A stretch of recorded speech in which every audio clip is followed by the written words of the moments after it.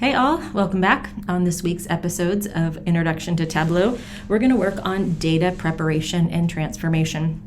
In particular, we're going to work on cleaning and preparing the data in Tableau. And by that, I mean making some calculated fields, which is just a fancy way of saying make a new variable that's based on calculations for existing variables. Like we've got number of visitors to the park and total hours spent. We can do some math and figure out how long people spend on an individual visit, or we can use a month field and a day field to come up with a full date. In addition to that, we're going to introduce creating and using parameters. And in this case, what we're going to do is we're going to make a parameter that allows us to have a drop-down menu where we can flip through what variable we want to look at. Do we want to look at recreation visits, hours, tent capping, backpacking, those types of variables, rather than having to make a new visualization for each one? Drop-down menu, and we can swap quickly between the different views. And with that, we're going to learn how to make adaptive titles, tooltips, and axis labels so that the title of each chart, the tooltip information, and the labels on the axis is current no matter what variable we're using with our parameter. And then the last thing we're going to do is linking data sets with relationships. And by that, I mean we'll bring in a new file where we've got the exact geographic locations and boundaries of each national park so that we can plot those on a map. Great. So to do that, we're going to get started. Let's open our data and start with our calculated fields.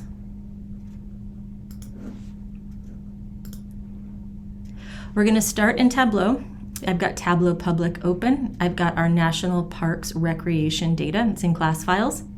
Here I've got all of our field names, and I've got our different fields.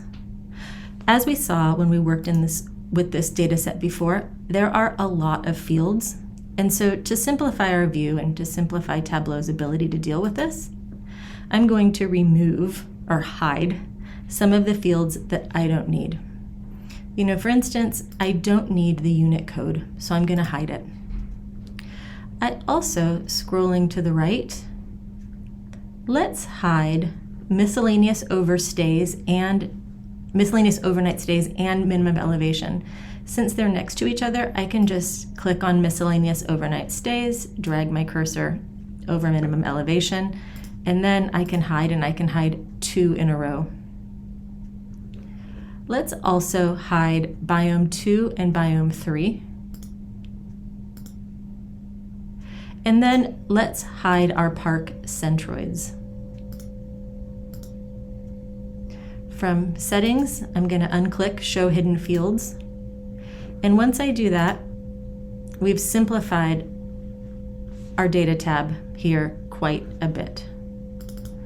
Excuse that rogue title. Okay, so now we're starting in the same place. Okay, a couple of things I wanted to start with. One is I've got year and month, but those really actually aren't a date. It won't allow me, for instance, to look at backcountry campers by quarter with that information. So I want to make a new variable, a calculated field based on month and year. I can do that here, calculated field. I can right-click anywhere in the data sheet, create a calculated field. But what I'm going to do right now is come to my data source. I'm going to go to month, and I'm going to create calculated field here. The idea is the same no matter where you put it, but this calculated field, the first thing I'm going to do is name it, date. And I'm going to use a function. So some of our calculated fields will be a formula, some will be functions, some will have different commands, some will have plus or minus different operators, but this is based on a function that's called MAKEDATE. And what MAKEDATE does is you specify what field to use for a year, month, or day, and it will combine that into a date and make sure that Tableau understands that it's a date, not just a regular number. So we're going to get our year from the year field. I start typing it in. As soon as I see hashtag year, I click tab. I'll enter a comma. My month is going to be my month variable, and there it is, hashtag month. And then my day, I don't have a day variable, and unfortunately I have to enter one. So I'm going to just type 01. And that's going to make my date be based on the year given, the month given, and everyone is just going to assume it's on the 1st. We won't try to plot anything by day because we don't have daily data, but all the months will appear to be on the 1st. It doesn't really matter. Then I'll click OK, and here it is. So January 1st, 1979. It's not really the 1st, but it's okay. We can cope. So now that we've made that calculated field, we can now see calculated field here as date. And before I play too much more, I just want to explore how month and year are presented because we might want to use them later.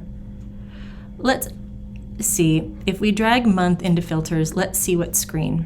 Aha, it gives us 1 to 12. And it would allow us to, drag, but it doesn't give us an option from a click box to check if it's 1 or 2 or 3. It's because it's thinking that it's a continuous variable, and we need to tell it, Tableau, that this is a discrete variable. Let's see if year is the same thing. Again, we get this slider. If this doesn't make sense to you, let me just show you what I mean. I don't really want to filter. So for month, from my drop down, I'm going to change this to a discrete, convert to discrete. Now when I pull month into filters, I get boxes. So January is January. It couldn't be 1.25. It's not a continuous variable. It's a discrete where each observation falls into one box and there's no hybrid overlapping boxes. It's not continuous. It's one or the other. In year, let's do the same thing. Convert this to discrete. So if we wanted to make a year filter, they would be boxes, not that slider anymore. But we don't really want to filter. That's just some housekeeping. What I want to do now is take advantage of this new date variable that we created. Let's drag date into columns. And then let's take recreation visits to rows. It aggregates by sum, and that's okay. You just have to pay attention and make sure that you know what it says and that it makes sense. So in this case, what we're learning is that in the year 2023, 92 million people, or there were 92 million visitors to national parks in the United States. That's a huge number. I don't really need a date as a title here, so let's hide field labels for rows. I've got recreation visits labeling my y-axis, and I've got nothing here labeling my x-axis, and your x-axis probably looks a little bit different. If it does, that might make sense. I want to edit this. Oh, it's hard when I've hidden everything about it. I'm not going to stop in 2 seconds. You know how to change this so that they're highlighted, right? You click on your axis. Oh, come on. It's not going to work. Then you go format and you change how things are shown. Under color, I can show marks. And for now, I'm not going to do anything special with this, like label it, because we're going to play with it later. But here we've got a trend, and I'm just going to call this trend. This trend variable, or this trend graph, shows us the change in recreation visits over time, which seems to be slowly trending upward with the exception of COVID. So this is a great chart, right? I can summarize what I see in a sentence. I'm not saying this shows recreation visits over time. Well, I can say that, but it's a good chart if you can interpret it by saying something like, between 1979 and 2003, recreation visits are trending upward. There was a blip for COVID, but we seem to be back on that growing trajectory, right? There's an easy interpretation. That means we've done our job. It's a good visualization. Let's make another visualization, because now that we've got this date variable, I'm going to just duplicate this because I'm quite happy with how it looks.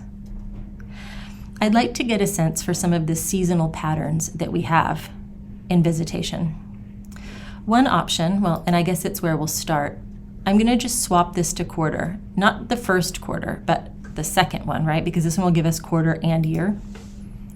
And this is busy as, right? We can see the ebbs and flows. We can see the COVID dip. We can see that visitation peaks in quarter 3, which is going to be our summer quarter. But we can make this a little bit tidier by using a filter. And let's just look maybe at the last 5 years so that we can really see how visitation fluctuates. And then maybe we can add a little more detail. Rather than looking at quarter, we can look at month. So let's take date into filter. Say we're going to filter on years. Say next. And let's just look at the last 5 years, 2019 to 2023. There we go. Now we can see the seasonal pattern with a lot more space, and we can see that we had less attendance in 2020 than we did in the other years. And now that we've got more detail, I'm going to change this from quarter to month. And then this chart, I'm going to call seasonality. So we've got 2 new charts based on date, and I haven't formatted them. But we can use these 2 chart types because we now have a full date variable with a hierarchy, and we can adjust what element of the date we see using the date tools. And now, save early, save often. I'm going to save, and then we will come back with the next episode of Visualization with Tableau.